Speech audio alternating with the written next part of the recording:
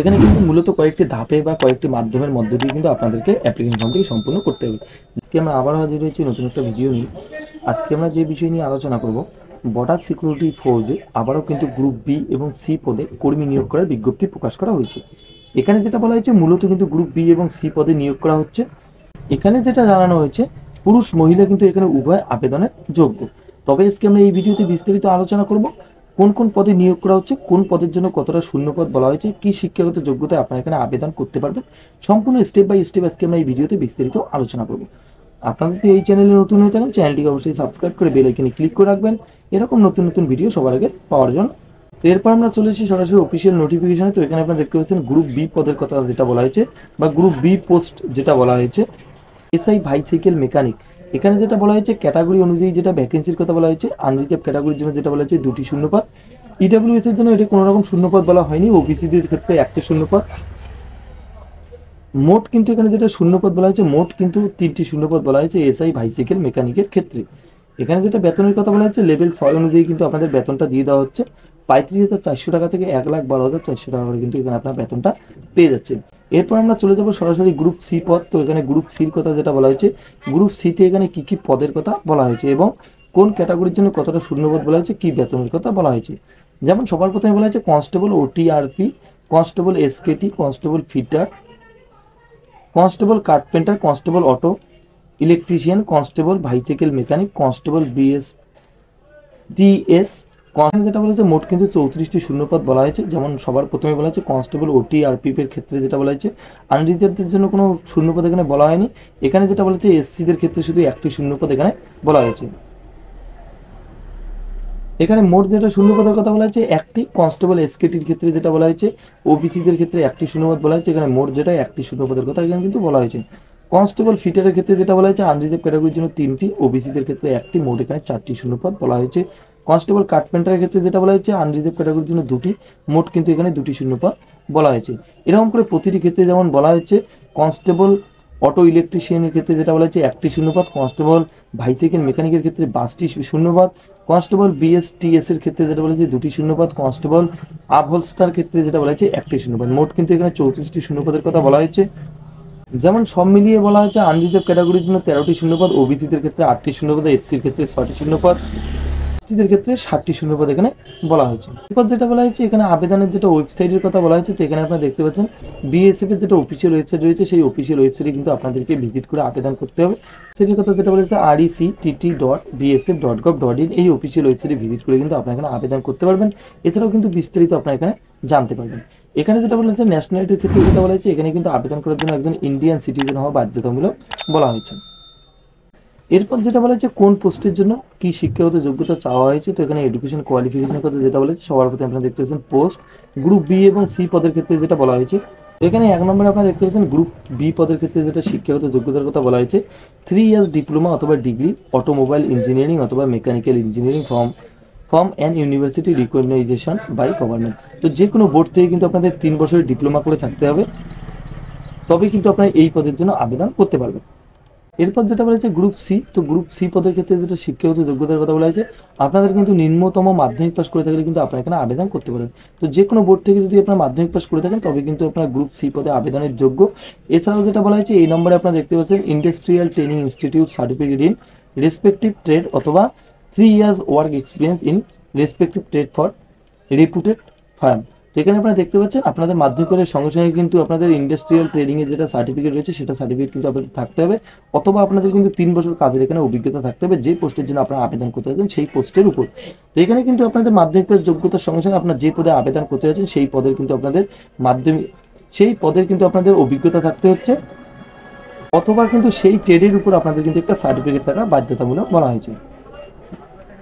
এরপর যেটা বলেছে বয়সের যেটা লিমিটের কথা বলা হয়েছে বা কোন বয়সের প্রার্থীরা এখানে আবেদন করতে পারবেন। যেমন বি পদের ক্ষেত্রে যেটা বলেছে, যাদের 30 বছর রয়েছেন তারা কিন্তু এখানে আবেদন করতে পারবেন। তো 30 বছরের নিচে যে সমস্ত ক্যান্ডিডেট রয়েছেন তারা কিন্তু এখানে আবেদনের যোগ্য। এছাড়াও যেটা বলা হয়েছে, যারা ক্যাটাগরি অনুযায়ী আবেদন করবেন এসসি এসটি, তাদের কিন্তু সরকারি নিয়ম অনুযায়ী যেটা বয়সের ছাড় রয়েছে সেটা কিন্তু আপনারা এখানে পেয়ে যাবে। এরপর যেটা বলা হয়েছে গ্রুপ সি, তো গ্রুপ সি পদের ক্ষেত্রে যেটা বলা হয়েছে 18 থেকে 25 বছরের মধ্যে যারা রয়েছেন তারা কিন্তু এখানে আবেদন করতে পারবেন। তার পাশাপাশি যেটা বলা হয়েছে যারা ক্যাটাগরি অনুযায়ী আবেদন করবেন এসসি এসটি ওবিসি তাদের কিন্তু এখানে 40 বছর পর্যন্ত কিন্তু আপনারা এখানে আবেদন করতে পারবেন। তো এরপর যেটা বলা হচ্ছে কোন ক্যাটাগরির জন্য কতটা বয়সের ছাড় বলা হয়েছে, যেমন সবার প্রথমে বলা হয়েছে এসসি এসটিদের ক্ষেত্রে কিন্তু এখানে 5 বছর বয়সের ছাড় আপনারা পেয়ে যাবেন।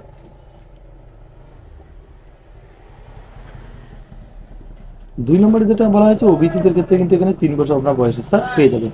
এখানে 4 নম্বর আপনারা দেখতে পাচ্ছেন গ্রুপ বি পদের ক্ষেত্রে যেটা বলা হয়েছে, তো এখানে যেটা বলেছে যারা গভর্নমেন্ট সার্ভিস করেন এবং 3 বছর রেগুলার অ্যান্ড কন্টিনিউ সার্ভিস করে গেছেন তাদের যেটা বলা হয়েছে আনরিজার্ভ ক্যাটাগরির জন্য 5 বছর, ওবিসিরা যেটা বয়সের ছাড় পেয়ে যাচ্ছেন 8 বছর, এসসি এসটিরা 10 বছর কিন্তু এখানে বয়সে আপনার ছাড় পেয়ে যাচ্ছেন।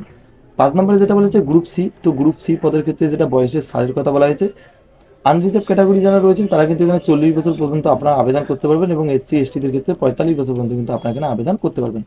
এবং গ্রুপ সি যেটা পোস্টের কথা বলেছে যেমন বলা হয়েছে উইন্ডোজ যারা আলাদা জেন্ডার রয়েছেন এবং ডিভোর্সের যেটা মহিলা রয়েছেন তাদের যেটা ক্ষেত্রে বলা হয়েছে আনরিজার্ভ ক্যাটাগরির জন্য 35, ওবিসি ক্যাটাগরির জন্য 38, এসসি এসটিদের জন্য 40। এছাড়াও কিন্তু আরও বিস্তারিত রয়েছে, তো অবশ্যই আপনারা নোটিফিকেশনটা একবার ডাউনলোড করে নিয়ে দেখতে পারেন। তো নোটিফিকেশনটি পাওয়ার জন্য আমার হোয়াটসঅ্যাপ এবং টেলিগ্রাম গ্রুপে আপনারা জয়েন হতে পারেন, ডিসক্রিপশনে লিঙ্ক দেওয়া রয়েছে, সেখান থেকে ক্লিক করে সরাসরি আপনারা গ্রুপে জয়েন হতে পারেন। এরপর যেটা বলেছে ফিজিক্যাল স্ট্যান্ডার্ড, তো এখানে ফিজিক্যাল স্ট্যান্ডার্ডের ক্ষেত্রে যেটা বলা হয়েছে যেমন মেজারমেন্ট মেল এবং ফিমেলদের ক্ষেত্রে যেটা বলা হয়েছে, তো মেজারমেন্টের ক্ষেত্রে যেমন হাইটের কথা বলা হয়েছে মেলদের ক্ষেত্রে 165 সেন্টিমিটার, মহিলাদের ক্ষেত্রে 157 সেন্টিমিটার।